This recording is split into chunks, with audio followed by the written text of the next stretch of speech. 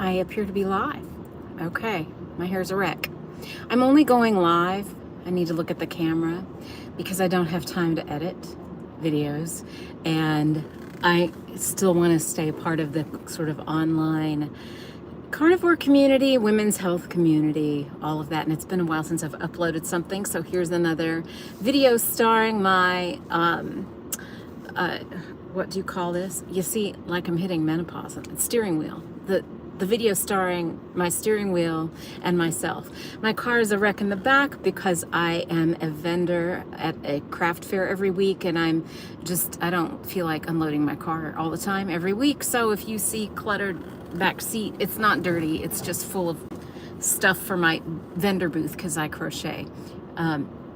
In any case, my oldest son graduated from college on this past Sunday, and I feel like, I don't know, things got kind of wonky before that, and I did fall off the wagon, and I don't feel good because of it.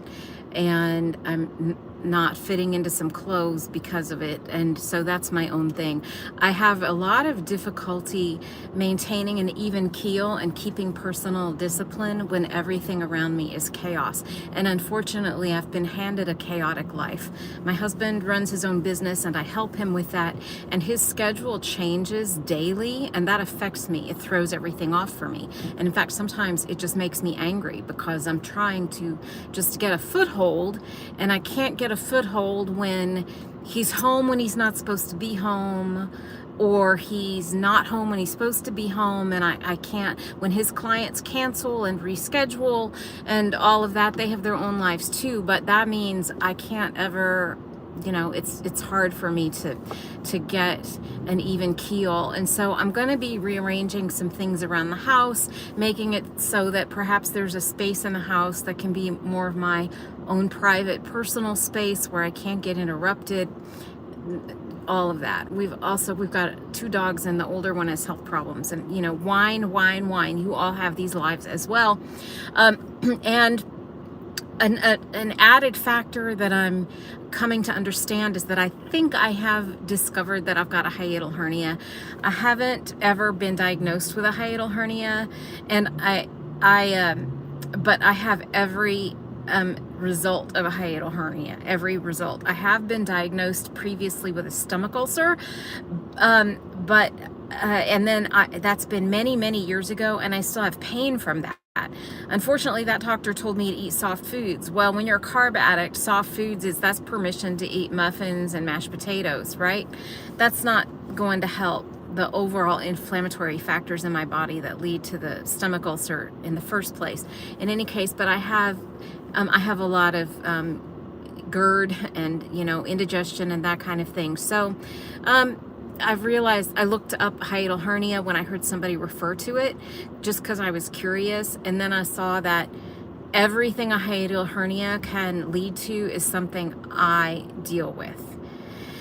That was mind-boggling, and so I looked up YouTube videos that you can manually fix it, and I read an article that said, you know, surgery only causes, you know, might be able to push everything back down, but then it just leads to increased inflammation and scarring in the area, and that sometimes can make things worse. I suppose it heals some people, but this person said that the hiatal hernia is a mechanical problem, and it's best fixed mechanically if possible. And this was from a website by this guy named Eric Dalton, E-R-I-K, Dalton, D-A-L-T-O-N, and he talks about a hiatal hernia and what it is and what it looks like. And then he's got a video on YouTube. He has 2 videos on YouTube. The one that's a little over 4 minutes long, I think, is the one that helped me, where he showed actually how to use the fingers under the rib cage to manipulate the stomach back down below the diaphragm and back into place. And I did that, and I felt a lot better. I think I might have something called a sliding hiatal hernia, which is where your stomach goes back up, you know, after a little while. It's not a one-time fix. So we'll see, but I felt a lot better, like a lot of pain and tension around that area seemed to improve after I did that little manual exercise. So we'll see if that works. I think I'm having some menopause symptoms. I was not in menopause 4 years ago. I'm 50, 53, 54. See?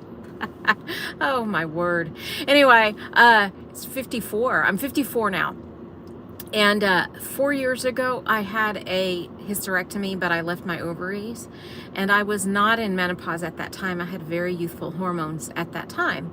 But I have been having some hot flashes recently and some evening nausea, which, as I understand, evening nausea can be related to menopause. So I may be entering menopause. I couldn't avoid it forever.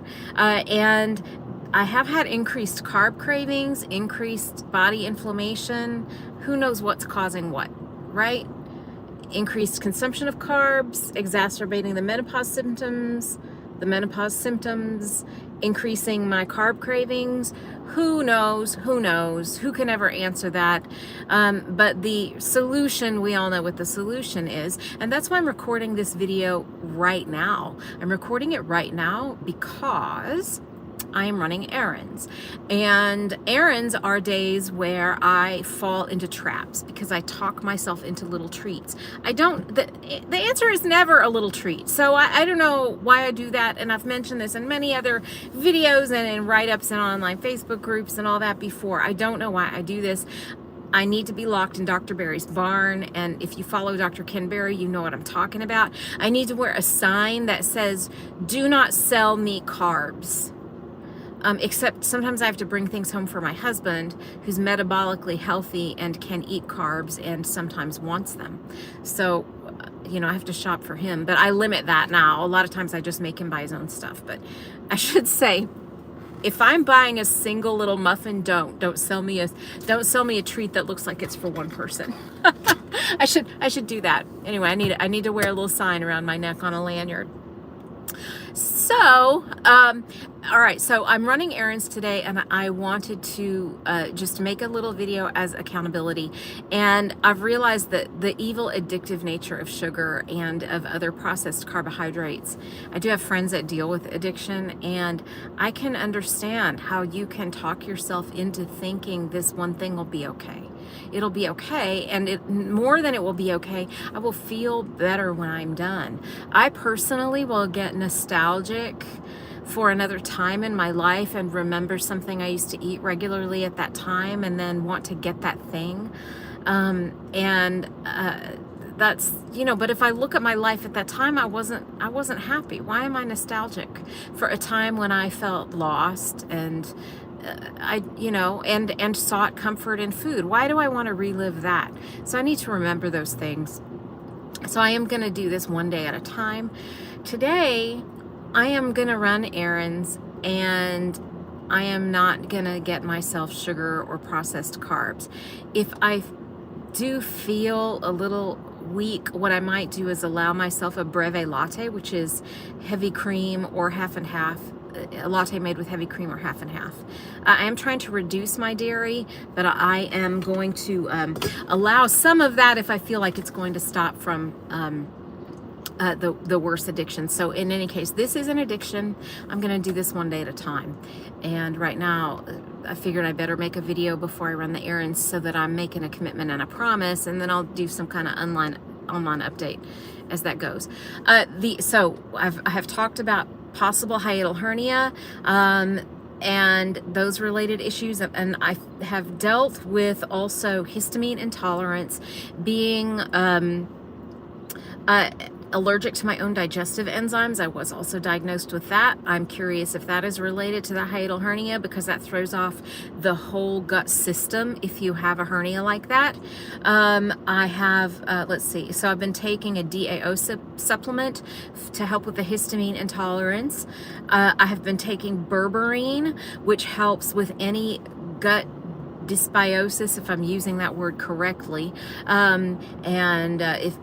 Anyway, so berberine can help with that, and it also lowers blood sugar. So those two things. I'm trying not to add a whole lot of supplementation aside from the electrolyte supplement, which I add the keto chow drops to my water, and the iodine drops, which I add to my coffee. I'll continue to do those daily, and for now I'm adding the DAO supplement to help with the histamine processing and the berberine. We'll see if those can get things back in order. And then we'll see how I'm handling these these hot flashes that have come out due to how old I am. I can't avoid it. I don't really want to go on hormones, so I'm going to look more into that. I've looked more into that in the past. I might have to, just to make myself not miserable. I've also been very cranky the past week, very, very cranky, and needing a lot of alone time. So my poor husband. In any case, but he's very patient with me and very loving.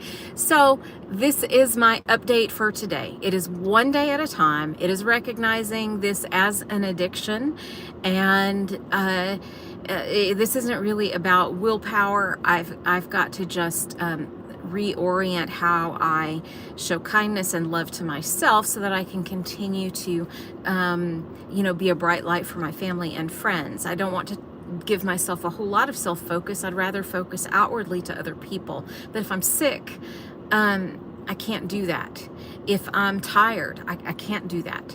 I want to be vibrant and face outwardly and help people and serve them and love them, because that's really what makes a great life. That's what makes a great life, is outwardly facing, serving, and loving people. But you've got to take care of yourself in order to be a person that does that.